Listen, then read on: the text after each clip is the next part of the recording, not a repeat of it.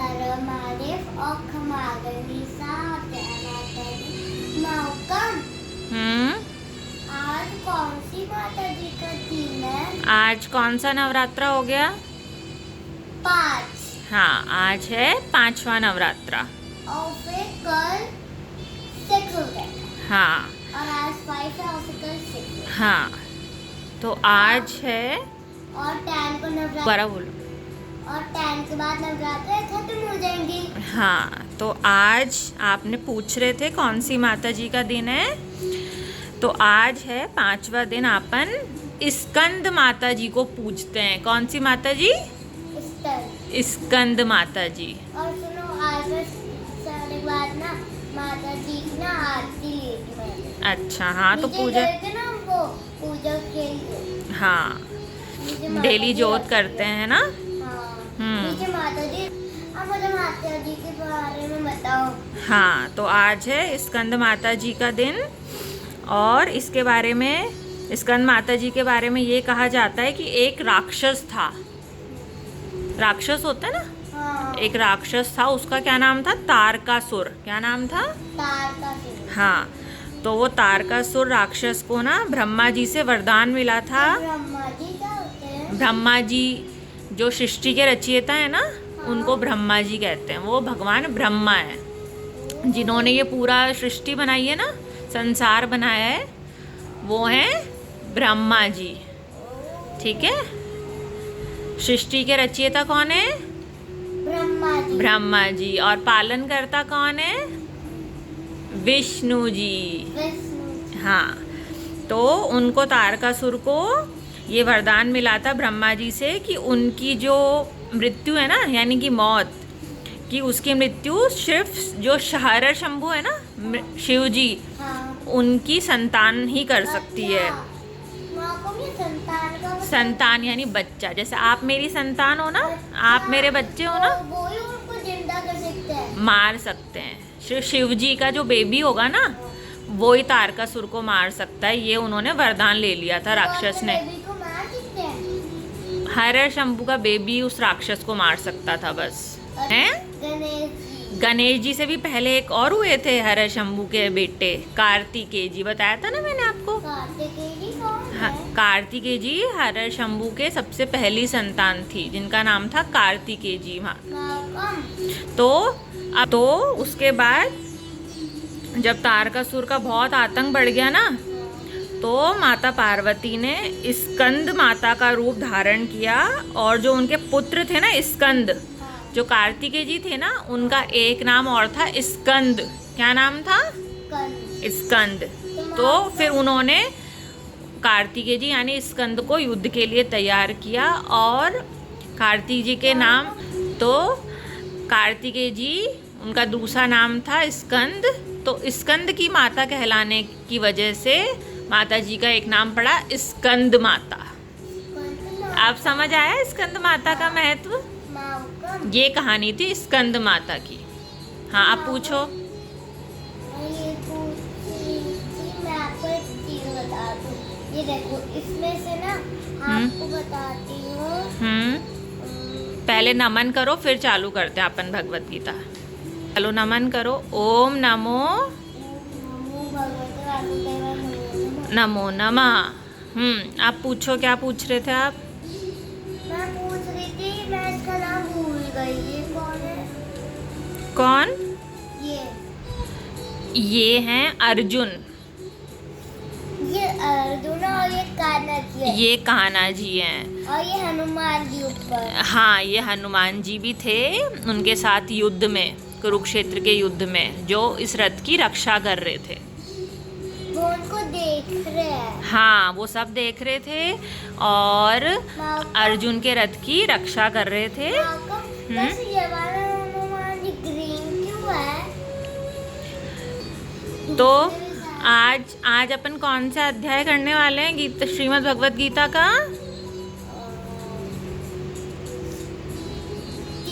हाँ, तीसरा अध्याय अपन आज चालू करेंगे। और पहले अध्याय, चलो फिर थोड़ा सा रिवाइज कर लेते हैं। पहले अध्याय का क्या नाम था? अर्जुन विषाद योग। यस, याद है आपको? तो अर्जुन विषाद योग। और दूसरे अध्याय का क्या नाम था, बताओ? सांख्य योग। सांख्य योग। चलो, आपको याद तो हो रहा है ना? अपन डेली ऐसे रिवाइज करेंगे तो आपको याद हो जाएगा, है ना? चालू करें आप तीसरा अध्याय। तो तीसरे अध्याय का क्या नाम है, पहले तो ये पता कर लेते हैं अपन। पापा तीसरे अध्याय का बताओ। तीसरे अध्याय का नाम है कर्म योग। कर्म। क्या नाम है?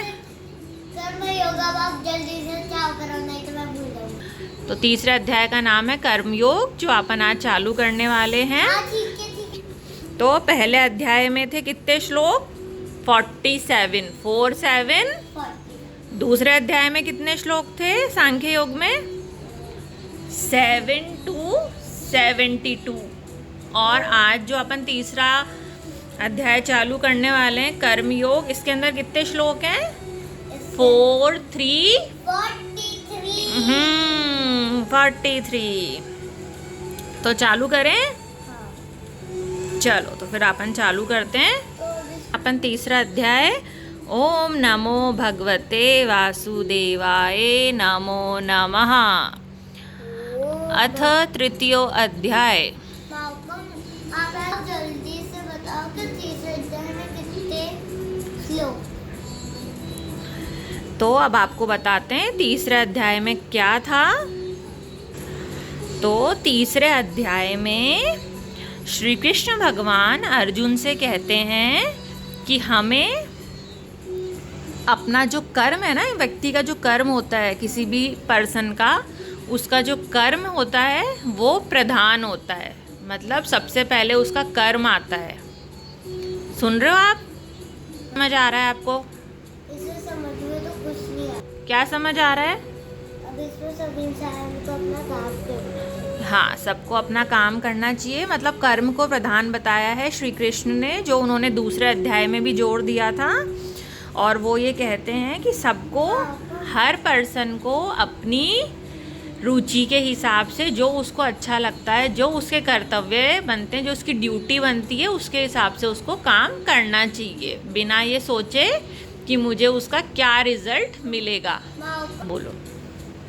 कान्हा जी ने कौन से अध्याय में जोर लगा दिया था? कान्हा जी ने दूसरे अध्याय और इस तीसरे अध्याय में वो कर्म पर जोर दे रहे हैं। यानी कौन सा अध्याय? तो ये पूछ रही हूँ मैं। दूसरा अध्याय अपन ने पढ़ा ना कल, सांख्य योग, और आज है कर्म योग। तो कर्म योग अपने आप में ही ये जो इसका जो शीर्षक है, जो टॉपिक है, जैसे आपकी बुक्स होती है ना अलग अलग सब्जेक्ट की, मैथ्स की, हिंदी की, जीके की, तो उससे पता चल जाता है ना सब्जेक्ट के नाम से ही। तो आपकी जो बुक के नाम से पता चल जाता है ना कि इसके अंदर क्या होगा। जैसे मैथ्स में आप वो करते हो, नंबर्स के साथ पढ़ाई करते हो, हिंदी में आप वर्णमाला पढ़ते हो, है ना? तो ठीक वैसे ही गीता में भी कान्हा जी ने अलग अलग अध्यायों के रूप में बताया है कि सबकी अपनी अपनी क्या इम्पोर्टेंस है। तो इस अध्याय का नाम है कर्म योग। तो अपने आप ही ये टॉपिक बता रहा है कि आपके लिए कर्म प्रधान होना चाहिए, किसी भी पर्सन के लिए, किसी भी इंसान के लिए। आ रहा है समझ में अब? हाँ। तो फिर उन्होंने, कान्हा जी ने अर्जुन को, पता है किसका एग्जाम्पल देके समझाया? हाँ। अर्जुन को नहीं बात समझ में आ रही थी, वो तो बुद्धि पे बल दे रहे थे कि सबसे जो ताकतवर है वो बुद्धि होती है। अर्जुन को क्या समझ में नहीं आ रहा था? अर्जुन ये कह रहे थे कि नहीं कृष्ण जी, कि सबसे बलवान तो इंसान की बुद्धि होती है, बुद्धि से बड़ा कुछ नहीं होता। तो कान्हा जी ने उनको समझाया कि बुद्धि भी है, परंतु कर्म भी सबसे प्रधान है। कोई भी इंसान जो इस धरती पर आया है, संसार में आया है, वो कर्म करे बिना नहीं रह सकता। मतलब उसको कुछ ना कुछ तो डेली रूटीन में काम करना ही पड़ता है। जैसे आप सुबह उठते हो, फिर नहाते हो, फिर आप स्कूल जाते हो, स्कूल में पढ़ाई करते हो। वही तो मेरा काम है, पढ़ाई। अभी आपका वही काम है, सही समझे आप। अभी आप बच्चे हो तो आपका क्या काम है अभी? पढ़ाई करना। पढ़ाई करना। क्योंकि बच्चों का तो हाँ। पढ़ाई करना काम होता है, हाँ, और हम आपके क्या हैं? Mummy papa. Mummy papa. तो मम्मी पापा का क्या कर्म है अभी प्रधान? बच्चों की संभालना। बच्चों को संभालना और उनकी देखभाल करना, उनको पढ़ाना। तो हमारा कर्म ये है। अगर आपके पास माता जी का और भी आंसर है तो बता दो आप। मैं वही तो बता रही हूँ आपको, मैं डेली आपको वही तो सिखा रही हूँ। अब जैसे मैंने आपको ये एग्जाम्पल दिया ना, ठीक वैसे ही जब अर्जुन को नहीं समझ आ रहा था ना, तो श्री कृष्ण ने भी अर्जुन को किसका उदाहरण दिया, किसका एग्जाम्पल दिया? राजा जनक जैसे महात्मा महाराजाओं का उनको एग्जाम्पल देके समझाया कि जैसे राजा जनक तो महाराज थे, इतना बड़ा राज्य था उनके पास। तो कान्हा जी ने राजा दशरथ का उनको एग्जाम्पल दिया और कहा कि जैसे राजा दशरथ इतने बड़े महाराज होके भी अपने कर्म से नहीं बच पाए, उन्होंने भी अपने परिवार की सारी जिम्मेदारी निभाई, अपनी प्रजा के लिए सारी जिम्मेदारी निभाई, और जो उनके सांसारिक कर्तव्य थे, ड्यूटीज़ थी, वो भी उन्होंने निभाई। तो जब आप बड़े से बड़े राजा होके भी अपने कर्म से, यानी अपने कामों से, अपने कर्तव्यों से, ड्यूटीज़ से नहीं बच सकते, तो कोई भी इंसान अपनी ड्यूटीज़ के करे बिना इस संसार में नहीं रह सकता। सबको कुछ ना कुछ कर्म अपना, हाँ, अपना कर्म करना पड़ेगा। आप सभी को एक बात बताओ, वैसे कल मेरे स्कूल में गरबा होने वाला है। अच्छा, कल आपके स्कूल में गरबा है? हाँ, अरे वाह, ये तो बहुत अच्छी बात है। हाँ, तो बताओ माता जी के नवरात्रि में क्योंकि गरबा तो होता है क्या, तो उससे ही मेरे स्कूल में मैम गरबा कराएगा। और तो मैं स्कूल में गई ना, पहले थोड़ी देर हुई ना, पूरे स्कूल में सजावट हो रही थी, पूरे स्कूल को सजा रहे थे। आपके टीचर्स कितनी मेहनत करते हैं ना आप लोगों के लिए, तो ये उनका कर्म है ना? टीचर्स का क्या कर्म हो गया? टीचर्स का बहुत सारा काम होता है। टीचर्स आपको पढ़ाते हैं ना बच्चों को? मैं बताती हूँ, टीचर को चुप कराना बच्चों को, और पढ़ाई कराना, और वो स्कूल को सजाना, बच्चों को प्ले ले जाना, बच्चों को क्लास में पढ़ाना। तो देखो टीचर्स कितने सारे काम करते हैं ना आप लोगों के लिए। तो उनका कर्तव्य अभी किसके लिए हो गया, बंध गया? बच्चों के लिए, है ना? तो उनका ये कर्म प्रधान हो गया बच्चों के लिए। बच्चों के लिए तो सब लोग को बहुत काम होता है, जैसे मेरे पापा होते संभालते, मेरे पापा होते संभालते, स्कूल में भी सब लोग संभालते सब बच्चों को। हाँ, तो यही तो उनका काम है, सब बच्चों को। तो सबको अपने कर्तव्य का पालन करना चाहिए, यही कृष्ण जी इसमें 3रे अध्याय में अर्जुन को कहना चाह रहे हैं। और अपनी दूसरी बात ये कह रहे हैं कि अपनी इच्छाओं पर हर व्यक्ति को, हर इंसान को काबू करना चाहिए अपने कर्तव्य पालन के दौरान। बताओ, कोई गंदी बात बोलता है अगर स्कूल में, मैं क्या कहती हूँ, मैम कोई गंदी बातें बोलता है, गंदी बात नहीं करनी चाहिए, है ना? सबको अच्छा बात करनी चाहिए। अगर कोई गंदी बातें बोले, अगर आपको भी सिखाए, तो आप जल्दी से मैम को कह दिया करो, इसलिए मैंने भी वही किया। हाँ, आपको किसी से नहीं लड़ाई करनी, आपको अपने लेवल पे किसी को कुछ नहीं कहना। लड़ाई नहीं करती, मैं किसी को गाली नहीं बोलती है, गाली क्या होती है ये भी नहीं पता मुझे। आप तो सबको, आपने स्कूल में भी सबको हनुमान चालीसा सुनाई थी ना? मैंने देखा था, मैम ने मुझे भेजा था। मैम को मैं सुनाई थी, मैम ने सुनी, है ना? हाँ, तो आप सबको ऐसे अच्छी बातें सिखा के आया करो स्कूल में, मंत्र भजन, ऐसे अच्छी बातें सिखाया करो। बोलो। हनुमान जी के बारे में चिंता हो रही है, इसके बारे में जानना चाहती हूँ मैं। किसके बारे में जानना चाह रहे हो? हनुमान जी का। हनुमान जी के बारे में? हाँ, उनके मम्मी पापा का नाम क्या है? हनुमान जी के माता पिता का नाम है, उनके माँ का नाम था अंजना। क्या नाम था? अंजना। अंजना। और उनके पापा का क्या नाम था? केसरी। केसरी। क्या नाम था? केसरी। याद हुआ? हाँ। माता अंजना और केसरी। माँ को वैसे सबसे पहले गणेश जी पैदा हुए थे या हिरण्यशंभु के दूसरे बेटे? सबसे पहले तो हिरण्यशंभु के थे बेटे कार्तिकेय जी, हाँ। ठीक है। हाँ। फिर गणेश जी हुए। अच्छा। उसके बाद पता है आपको उनकी 6 पुत्रियां भी थी अच्छा। शिव जी की। अच्छा, तो आप ये कहना चाह रहे हो कि सबसे पहले पैदा हुए थे कार्तिकेय जी? हाँ, कार्तिकेय जी। माँ को? और बताऊं हनुमान जी के बारे में? हाँ। तो जो माता उनकी अंजना थी ना, माता अंजना, वो पता है कौन थी? नहीं पता था। वो थी एक अप्सरा थी। अप्सरा थी, बहुत सुंदर, अच्छी सी, प्यारी सी, है ना। तो फिर पता है क्या हुआ, उनको एक ऋषि थे। अच्छा। उन ऋषि का नाम था दुर्वासा ऋषि। क्या नाम था? दुर्वासा। उन्होंने उनको श्राप दे दिया था माता अंजना को। क्या श्राप दिया था? और उनके पिता जो थे ना केसरी, वो सुमेरु पर्वत के एक वानर प्रमुख थे। कौन से पर्वत के? भानु। सुमेरु पर्वत। सुमेरु पर्वत। हाँ। अब मुझे जल्दी से बताओ तो उनको क्या श्राप मिला था? माता अंजना को ये श्राप मिला था कि वो जब इंद्र की सभा में थे ना, हाँ। तो अप्सराएं कहाँ रहती थी? इंद्र की सभा में। तो उन्होंने क्या होता है? इंद्र हैं स्वर्गलोक के मालिक।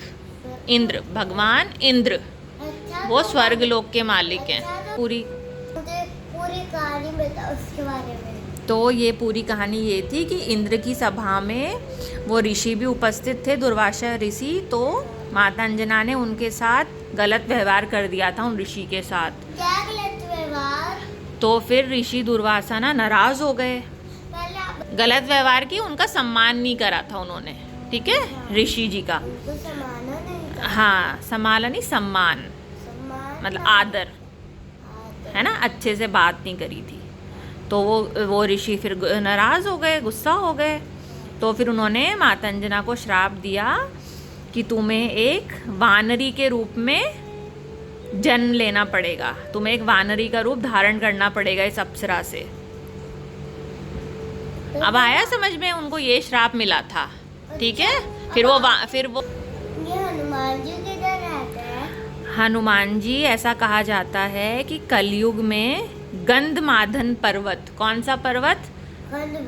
गंधमादन पर्वत पर निवास करते हैं अभी आज के कलयुग में, हनुमान। जो कि हिमालय के आसपास बताया जाता है वो पर्वत, ठीक है। आया समझ में? और आपको ये एक बात बता दूं, हिरण्यशंभु बहुत ठंडी जगह पर रहते हैं। ठंडी जगह पे, कैलाश पर्वत पर। कौन से पर्वत पर? कैलाश। हम्म जिधर सबसे ठंड होती है। सब पता है आपको तो। उधर असली हिरण्यशंभु रहते हाँ, हैं। उधर असली हिरण्यशंभु रहते हैं। अच्छा, असली वाले रहते हैं। हाँ। अरे वाह, आपको तो सब पता है। मैं भी बर्फ में गई थी। बस, तो ये सब बातें कौन बताता है आपको? ये बातें तो पहले ही पता है कि मैं बर्फ में गई थी। नहीं, ये सब अच्छी अच्छी बातें कौन सिखाता है आपको? माँ को। अच्छा, और ना माँ को। तो चलो, अब क्या कहना चाहते हो आप जाते जाते? मैं सोच रही हूँ कि बाकी की वीडियो कल बनाएंगे। तो फिर जाते जाते क्या कहेंगे हम सबसे? सभी को जय माता दी और जय माता की जय हो। जय माता दी। तो बोलो जय माता दी की जय हो। जय हो। हर हर महादेव। हर हर महादेव। और खमा गणिसा। आगरी सा। खमा गणिसा। जय माता दी। जय माता दी।